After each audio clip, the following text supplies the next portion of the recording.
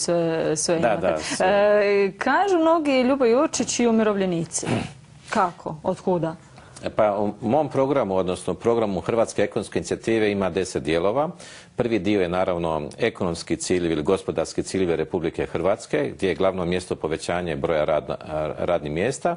Drugi dio našeg programa je socijalna politika i socijalni ciljevi, gdje imamo i školstvo i zdravstvo koje trebaju biti besplatni, ali isto tako imamo odnos prema umirovljenicima ili mirovinama koje moraju biti sigurne, stabilne i rastuće u skladu sa gospodarskim rastom.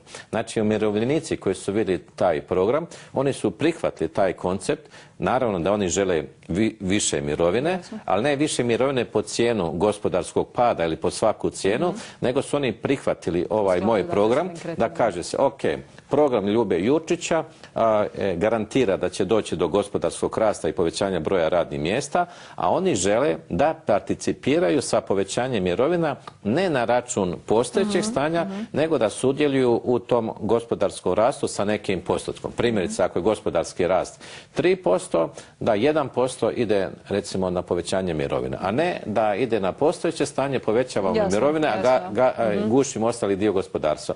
To je bilo razlog ili spona ili karika na koju smo se mi našli.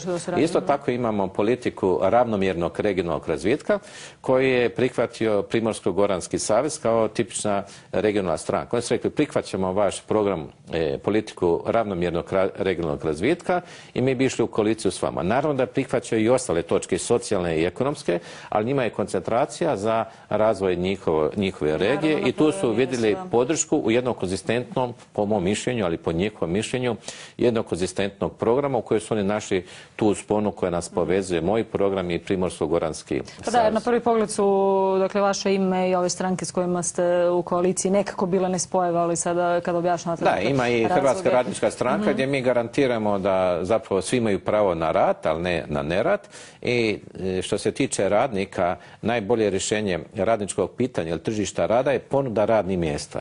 Jer kad se povećava ponuda radnih mjesta, onda radnik može birati. Onda je poslodavac u drugoj situaciji kad zna da mu radnik može otići na bolje plaćeno ili ugodnije radno mjesto. A kad je ovakva situacija, kad se gube radna mjesta, kad se gase radna mjesta, onda nijedan zakon o radu ne može zaštititi radnika jer jednostavno postoji nedostatak radnih mjesta, ljudi traže posao i prihvaćaju posao po bilo kojim uvjetima da prehrani obitelj, djecu i tako dalje. Dobro, kada će biti obrnuta situacija? Pa bit će obrnuta situacija kad mi dođemo na vlast. Dobro. Pa jer je naš temeljni, iz jednostavnog razloga što sada u Hrvatskoj su složene tako politike da se u Hrvatskoj ne isplati niti raditi, niti proizvoditi, niti izvoziti. Što se isplati kod nas? Pa isplati su voziti. Biti u politici možda?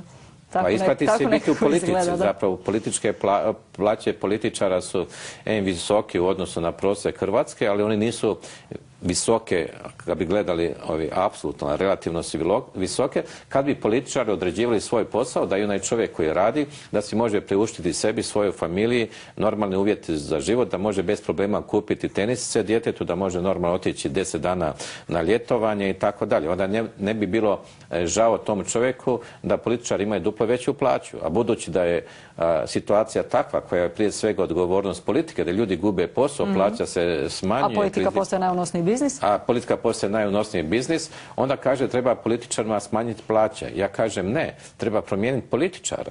Treba promijeniti političara koji će osigurati uvjete da i svaki čovjek ima normalan život.